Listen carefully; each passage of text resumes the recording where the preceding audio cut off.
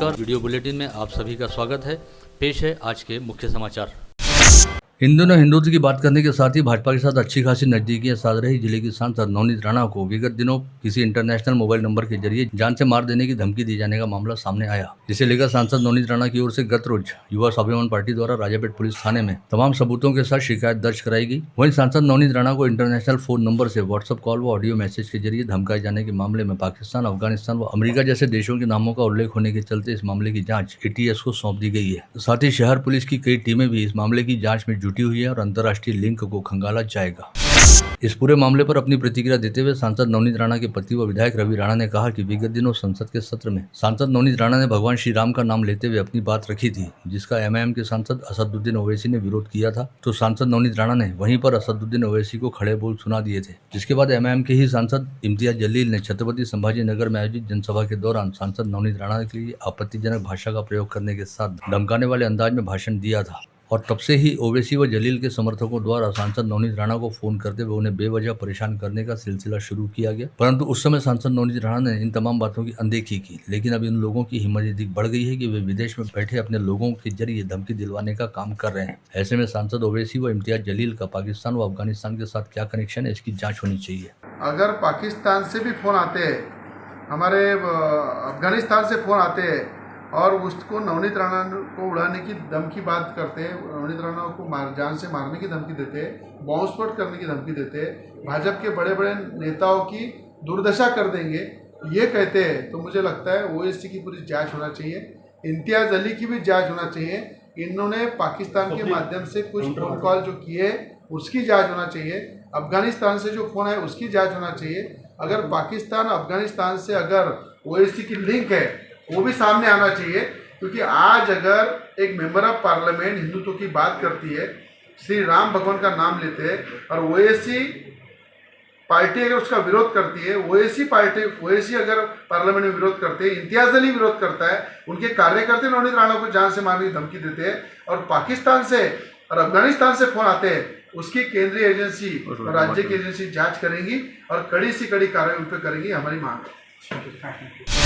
इसके साथ ही social media पर सांसद नवनीत राणा की कुछ तस्वीरों को वायरल किए जाने से संबंधित मामले में मिली शिकायत को लेकर पुलिस ने तुरंत कार्रवाई करते हुए सराफा बाजार परिसर में रहने वाले 62 वर्षीय व्यक्ति को खोज निकाला, जिसे प्रतिबंधात्मक कार्रवाई के बाद छोड़ दिया गया। करीब 6 माह पहले भी सांसद नवनीत राणा को किसी अज्ञात युवक द्वारा फोन कॉल करते हुए धमकी दी गई थी। उस समय भी पुलिस ने जांच करते हुए बलगांव में रहने वाले एक मराठी भाषी युवक को खोज निकाला था, जो मनोरुग्ण पाया गया था।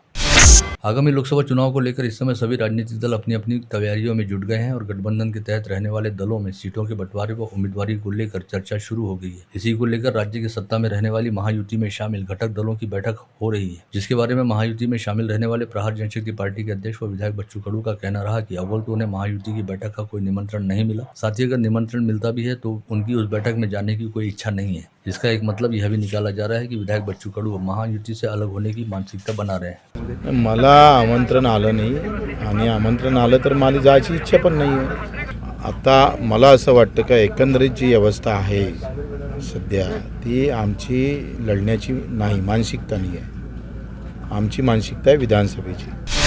आगामी लोकसभा चुनाव के मद्देनजर केंद्रीय निर्वाचन आयोग के निर्देशानुसार राज्य के गृह विभाग ने राज्य में कई पुलिस अधिकारियों के तबादले किए थे, जिसमें से 45 पुलिस निरीक्षकों ने मैट में जाकर अपने तबादलों को चुनौती दी थी और मैट ने 65 PI के तबादले रद्द करते हुए उन्हें उनकी पिछली नियुक्ति वाले स्थान पर दोबारा भेजने का आदेश जारी किया था। लेकिन इस आदेश के खिलाफ नागपुर से अमरावती भेजे गए 6 में से 4 पुलिस निरीक्षकों ने नागपुर के मैट में गुहार लगाई और महज 1 माह के भीतर दूसरी बार अपना तबादला किए जाने को खुद के लिए अन्यायकारक बताया। इस अपील पर सुनवाई करते हुए नागपुर मैट ने इन 6 पुलिस निरीक्षकों के दोबारा तबादले को गैर कानूनी बताते हुए उन्हें उनके मौजूदा नियुक्ति वाले स्थान पर ही कायम रखने का आदेश जारी किया। ऐसे में नागपुर से अमरावती आए मनीष बंसोड़, हनुमंत गिरमे, मनोहर कोटनाके व हनुमंत उर्ला गोंडावार इन 4 पुलिस निरीक्षकों को फिलहाल अमरावती में ही कायम रखा जाएगा।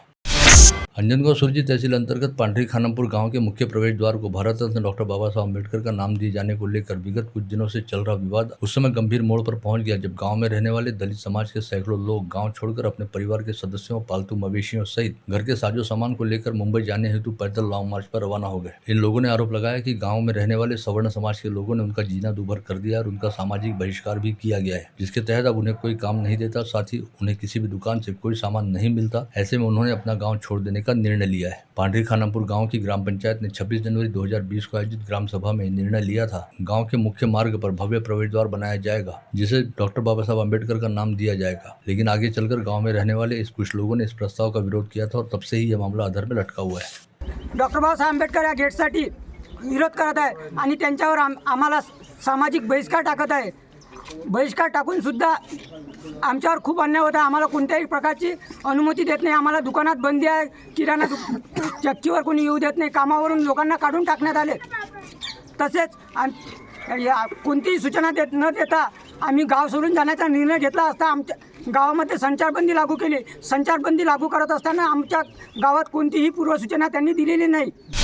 कुंडेश्वर मार्ग पर अलियाबाद परिसर में विगत लंबे समय से ईंट भट्टे चल रहे हैं और यहाँ पर रहने वाले लोग करीब 40 वर्षों से भी अधिक समय से यहाँ रहते हुए ईंट भट्टों के जरिए अपना और लगभग 400 से 500 लोगों का पेट भर रहे हैं। लेकिन अब इन लोगों को यहाँ से हटाने की कोशिश की जा रही है, क्योंकि 52 एकड़ से भी अधिक क्षेत्रफल वाले इस स्थान पर अब अमरावती का सरकारी मेडिकल कॉलेज बनने जा रहा है। ऐसे में इस सरकारी जमीन पर रहने वाले ईंट भट्टा संचालकों को नोटिस भेजकर 7 दिन के भीतर अपना अतिक्रमण हटाने हेतु कहा गया है, जिसकी वजह से अलियाबाद में कई दशकों से आबाद रहने वाले लोगों में अच्छा खासा हड़कंप व्याप्त है और वे प्रशासन से जानना चाह रहे हैं आखिर वे अपना व्यवसाय और अपने मजदूरों का घर परिवार लेकर कहां जाए। साथ ही मंडल न्यूज के जरिए इन अतिक्रमण धारक ईंट भट्टा संचालकों ने अपने सहित अपने मजदूरों के पुनर्वसन की मांग भी प्रशासन के समक्ष उठाई है।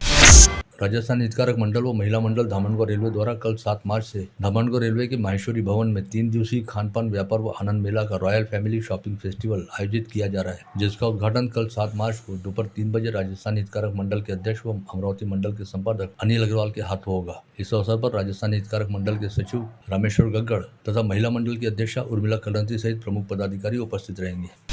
शहर के बीचों बीच स्थित रेलवे पुल की खस्ताहाल सड़क का समाचार कल अमरावती मंडल द्वारा प्रमुखता से प्रकाशित करते ही रातों रात इस सड़क की मरम्मत कर दी गई। ऐसे में अमरावती मंडल ने शहर के अन्य 2 उड़ान पुल की सड़कें खराब रहने की ओर भी प्रशासन का ध्यान दिलाया, तो प्रशासनिक अधिकारियों का कहना रहा कि राजापेट से इरविन चौक के बीच रहने वाले उड़ान पुल की सड़क का मुरम्मत का काम जल्द शुरू किया जाएगा। शरद पवार गुट वाली राष्ट्रवादी कांग्रेस पार्टी द्वारा जिले के नेतृत्व में बड़ा फेरबदल किया गया है, जिसके तहत मौजूदा जिलाध्यक्ष सुनील वराडे को पद से हटाकर प्रदीप राउत को राष्ट्रवादी कांग्रेस पार्टी की जिलाध्यक्ष पद पर नियुक्त किया गया। यह नियुक्ति शरद पवार गुट वाली राकापा के प्रदेशाध्यक्ष जयंत पाटिल द्वारा की गई, जिन्होंने प्रदीप राउत को नियुक्ति पत्र सौंपा। वहीं इस बीच पता चला कि राकापा शरद पवार पार्टी द्वारा सुनील वराडे को जिलाध्यक्ष पद से हटाने के साथ ही प्रदेश सचिव पद पर नियुक्त किया गया है, जिसे एक तरह से सुनील वराडे का पार्टी में प्रमोशन माना जा रहा है। कांग्रेस ने प्रशासक राज में महानगर पालिका पर छोटे ठेकेदारों को खत्म करने की कारगुजारी करने का आरोप लगाया है। साथ ही छोटे छोटे काम के टेंडर क्लब कर बड़े ठेके दिए जाने की प्रक्रिया पर तत्काल रोक लगाए जाने की मांग भी कांग्रेस ने की है। कांग्रेस के प्रतिनिधिमंडल ने मनपा आयुक्त देवीदास पवार को सौंपे निवेदन में की है। महाराष्ट्र प्राध्यापक संगठन के माध्यम से सह संचालक कार्यालय के सामने धरना आंदोलन किया गया। संगठन के आंदोलन का यह 7वां चरण रहा। कुल 14 चरणों में विविध विधायक मार्गों से आंदोलन जारी है और सरकार को निवेदन दिए जा रहे हैं। चांदूर बाजार के भक्तिधाम परिसर स्थित कामगार कल्याण मंडल द्वारा मजदूरों को सामग्री वितरण के दौरान प्रहार व भाजपा के कार्यकर्ताओं में जमकर राडा हुआ। चांदूर बाजार में विधायक बच्चू खड़ू के फलक लगाकर श्रेय लेने का प्रयास किया जा रहा है, जिसका भारतीय जनता पार्टी के पदाधिकारियों ने निषेध किया। भाजपाइयों का कहना रहा कि यह आयोजन सरकारी है, लेकिन प्रहार पार्टी द्वारा झूठी प्रसिद्धि लूटने की राजनीति की जा रही है। पैसों के बदले नौकरी व नियुक्ति का झांसा देते हुए पुंडलिक जाधव नामक व्यक्ति का अपहरण कर उसकी निर्ममता पूर्वक पिटाई करने के मामले में नामजद रहने वाले बिहानी शिक्षा संस्था के सदस्य प्रशांत राठी की एड इंटरिम बेल के खिलाफ फ्रेजरपुरा पुलिस द्वारा दाखिल किए गए 26 पन्नों के सेक वाच सरकारी वकील द्वारा अदालती कामकाज के रिकॉर्ड पर लिया गया। इसके साथ ही अदालत ने इस मामले में अगली सुनवाई हेतु 11 मार्च की तारीख तय की। ऐसे में प्रशांत राठी को दी गई गिरफ्तारी पूर्व जमानत को जारी रखने या रद्द करने पर अगली तारीख पर सुनवाई होगी। शहर में विगत सप्ताह प्रमुख मेटल मर्चेंट के यहाँ वस्तु व सेवा कर विभाग के अधिकारियों द्वारा की गई कार्रवाई के बाद आज चक्कर साथ अंबा गेट की ओर जाने वाले रास्ते पर प्रसिद्ध रस्सी व्यापारी शाह के यहाँ भी जीएसटी अधिकारियों ने धड़क दी और इस फर्म से बड़े पैमाने पर कागजात व कंप्यूटर का रिकॉर्ड जीएसटी अधिकारियों द्वारा लिए जाने की कार्रवाई की गई। नागपुर गेट पुलिस थाना क्षेत्र अंतर्गत अकबर नगर परिसर में रहने वाली निखत जहां सैयद फारूक नामक 29 वर्षीय विवाहिता ने अपने ही घर में दुपट्टे के सहारे फांसी लगाते हुए आत्महत्या कर ली। मृतका के पति सैयद फारूक ने पुलिस को बताया कि उनकी पत्नी को सीने में दर्द की शिकायत थी, जिसका इलाज चल रहा था। संभवतः अपनी उसी तकलीफ से परेशान होकर उसकी पत्नी ने आत्महत्या की होगी। नागपुर गेट पुलिस ने आकस्मिक मौत का मामला दर्ज करते हुए जाँच शुरू की। फ्रेजरपुरा पुलिस थाना क्षेत्र अंतर्गत रहने वाली 14 वर्षीय नाबालिग लड़की का आते जाते पीछा करने के साथ ही उसके बाथरूम में रहते समय उसे झांक कर देखने और फिर उससे 5,000 रुपए की रिश्वत मांगते हुए पैसा नहीं देने पर बदनाम करने की धमकी दिए जाने का मामला सामने आया। शिकायत के आधार पर फ्रेजरपुरा पुलिस ने अक्षय पवार, निखिल मंजुलकर, राहुल चौहान के खिलाफ आपराधिक मामला दर्ज करते हुए जाँच शुरू की। कोतवाली पुलिस थाना क्षेत्र में विगत 27 फरवरी को हुई दुपहिया चोरी के मामले की जांच करते हुए कोतवाली पुलिस के डीबी पथक ने फारूक खान उर्फ शाहरुख शमशेर खान नामक दुपहिया चोर को धर दबोचा, जिसके पास से चोरी के 4 दुपहिया वाहन जब्त किए गए। शहर पुलिस के सीआईओ व क्राइम ब्रांच की दोनों शाखाओं के अधिकारियों ने शहर में चलने वाले वर्ली मटके व अन्य अवैध धंधों पर दबिश मारने का अभियान शुरू किया, जिसे घबराकर अवैध धंधे के कई संचालक अमरावती शहर छोड़कर बाहर गांव निकल गए हैं, ऐसी जानकारी सामने आई है। शहर पुलिस की अपराध शाखा यूनिट 2 के दल ने गुप्त सूचना के आधार पर अवैध हथियार रखने वालों की जानकारी निकाल उन पर कार्रवाई की तथा 3 तलवारों के साथ 4 आरोपियों को पकड़ा, जिनके नाम शोएब खान, यूनुस खान, रिहान खान, रहीम खान, संजय सज्जव व रोशन चंदवानी बताए गए हैं। आगामी लोकसभा चुनाव तथा इसी महीने शुरू होने जा रहे रमजान माह को देखते हुए पुलिस प्रशासन ने कानून व व्यवस्था बनाए रखने हेतु अपनी तैयारियां करनी शुरू कर दी है। इसी के तहत आज सुबह 9:30 बजे बडनेरा की जूनी बस्ती व संवेदनशील इलाकों में पुलिस द्वारा रूट मार्च निकाला गया।